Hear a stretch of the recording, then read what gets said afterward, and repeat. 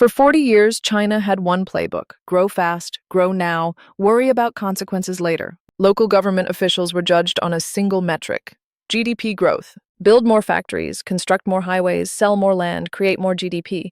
Speed was everything. Everyone thought fast, acted fast, tried to make money fast, moved on fast when they ran into obstacles. That playbook worked brilliantly. It lifted 800 million people out of poverty.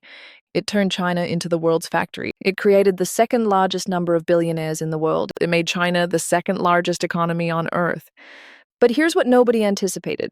Success itself would force China to change the playbook entirely. Because when you go from desperately poor to moderately prosperous, when your people's basic needs are met, when your children no longer worry about having enough to eat, everything changes. Your priorities shift, your demands evolve, and the system that got you here won't get you there. Today, I'm going to show you China's new playbook. It's a playbook based on quality over quantity, common prosperity over GDP worship, sustainability over speed. It's a playbook that's trying to solve capitalism's most intractable problem. How can social harmony accompany growing wealth? Understanding this new playbook is essential to understanding where China is heading. And where China is heading matters for the entire world. Let me start with what's changed. The 20th Party Congress, held in late 2022, made it clear that economic growth, which used to be the central fixture of the party's agenda, is no longer the only priority. For the first time in decades, GDP growth wasn't the headline. Instead, the focus was on quality, security, and common prosperity. This is revolutionary. For 40 years, China worshipped GDP. Local officials competed to see who could generate the most growth. Provinces compared GDP numbers the way sports fans compare scores. Media ranked cities by economic output. Everyone gossiped about who was growing fastest. That obsession with growth achieved miracles. But it also left hazardous consequences. Polluted rivers and lakes, cities blanketed in smog, topsoil turned toxic, mountains denuded of vegetation, triggering landslides. Being the world's factory came with a high price tag. And here's what the government finally realized. Achieving high growth is impressive, but at what cost? When your citizens can't breathe the air or drink the water, when your children can't play outside because of pollution, when cancer villages dot the countryside, GDP numbers start to feel hollow. The wish list of citizens in a post-basic needs society is long and not always easy to satisfy. They enjoy driving to work but cry out against smog. They appreciate the convenience of electric appliances but prod authorities to do more about climate change. They buy higher quality products that require more mining and resource extraction, but environmental protection is a priority. And the new generation is wondering, what's the point of having all this money if I can't make sure what my children are eating and drinking is safe, plentiful, and of high quality? This shift from maximizing output to improving quality reflects the new requirements of a nation with a rising middle class. A society attaining modest prosperity requires more than a decent life. It requires clean air, safe food, good schools, quality healthcare, work-life balance. Hence, the state needs a new playbook. But transitioning from the old system to the new one is proving extraordinarily difficult. In the past, local government performance was easily measurable under a single set of quantifiable targets related to GDP growth. Simple, clear, build this factory, construct this highway, hit this number, get promoted. But a multifaceted, broader objective spanning employment, environment, pandemic controls, and growth itself can lead to confusion and mismanagement. Local officials can veer too much in one direction to avoid punishment at all costs, rather than balance a wide range of objectives. This brings us to common prosperity, President Xi's signature political goal. The concept was advocated by Deng Xiaoping 40 years ago, but is now center stage. 40 years ago, Deng decided that for China to rise out of poverty, certain people would have to be allowed to become wealthy first.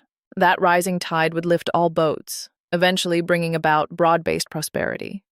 In the ensuing decades, many in China became wealthy, very wealthy. The country is home to the second largest number of billionaires in the world. But as the net worth of the privileged few soared, China's income inequality widened from Nordic levels to levels fast approaching those of the US. The bottom half of the income distribution in China accounts for only 15% of its income share, compared to 12% in the US and 22% in France. Disparities between haves and have-nots affect everything from where people live to the quality of their children's education, from lifetime employment prospects to the length of those lifetimes. Looking to the West, China sees how the vast divide between rich and poor in advanced economies has stoked divisiveness, distrust, toxicity, and extremism. China fervently wishes to avoid this scenario. It seeks an olive-shaped income distribution, ample in the middle, narrow at the extremes. China's priority going forward is to achieve high-quality growth with greater shared prosperity. Whether it can succeed depends on China's ability to resolve capitalism's biggest dilemma. How can social harmony accompany growing wealth?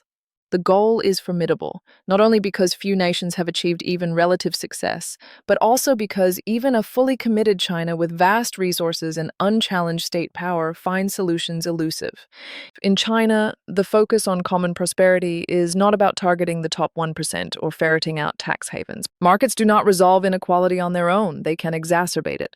Rising inequality has become critically important around the world, leading to polarized societies, rising populism, widespread discontent. Once again, the onus falls on local governments to tackle it. They have targets for the number of people who need to be lifted out of poverty each year in their jurisdictions. President Xi put on the table specific measures to bring prosperity to the most vulnerable, relocating people from rural areas prone to natural disasters, providing incentives and resources for people to start small businesses, improving rural infrastructure, providing public goods like healthcare and education.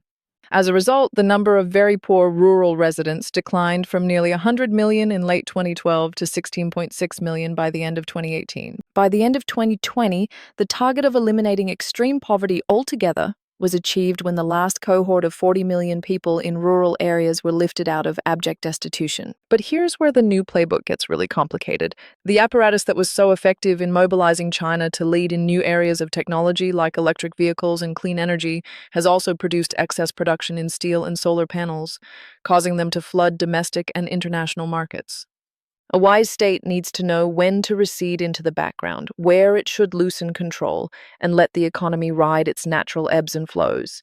It needs to guide with a lighter hand and greater skill, especially in this new era of knowledge and information. The short and fast approach, with its febrile rush to boost GDP, is becoming a thing of the past as the Chinese economy comes of age. Its new playbook is based on innovation and technology, meant to be attained through self-reliance and mastery. Its rising middle-income group and new generation of consumers place high demands on civil society and standards of living. China's relentless pursuit of economic growth has been replaced with burgeoning emphasis on improving softer metrics of development, cleaner environment, greater food security, higher quality of life. In China's old model, development was propelled by an ecosystem of loose regulations and sub-quality standards. Its new model is based on slower but saner pursuit of growth, more orderly, regulated, and monitored. There's growing consciousness that what is economically efficient may not be socially desirable, and that economic success doesn't necessarily guarantee a nation's overall well-being. In the new era, China strives to move beyond socialism stained by shortages and capitalism stigmatized by inequality. But along with economic maturation comes greater societal complexity. The nation and its people no longer rivet attention exclusively on economic prosperity. Local government performance indicators are no longer solely based on simple metrics around GDP growth. Unless it adapts to changing conditions, the current system, which was stellar at mobilization and coordination, may not work as well in the new era without the flexibility and resilience to manage a more complex society. To encourage indigenous innovation and technology breakthroughs, the state, including local governments, will need to recede to the background while letting markets and entrepreneurs do the work. To reflect what people want rather than what the state thinks they should want, paternalism must give way to greater political representation for all. New mechanisms will need to supplant old ones, but they're not yet part of the new playbook. And thus, in an age of unprecedented challenges, the ultimate test is whether China's political economy system can continue to adapt to the shifting landscape. The new playbook is a process to search for a new equilibrium befitting our times. That equilibrium involves striking a balance between greater equality and market incentives, security and growth, self-reliance, and continued engagement with the West. Many assume they're irreconcilable, but they're not. For China, finding that balance will be a constant process of learning, recalibration, and fine-tuning until both means and ends are fit for purpose. There may be errors and aberrations, twists and turns that may sometimes seriously impinge on the economy. But I hold a sanguine view that pragmatism and rationality will eventually prevail. There's no turning back to a pre-modern and pre-technological society. The Chinese people have fundamentally changed. Having experienced firsthand the virtues of markets and the trappings of modernity, people will loathe an economy of shortage and a lifestyle devoid of diversion, luxuries, travel abroad, and cafe culture. 40 years of reform is hard to reverse, as too many have benefited and too many interests are entrenched. On the ground, local officials are still busying themselves with attracting businesses and capital inflows. Entrepreneurs, even under greater constraints and scrutiny, are still working on the next big idea.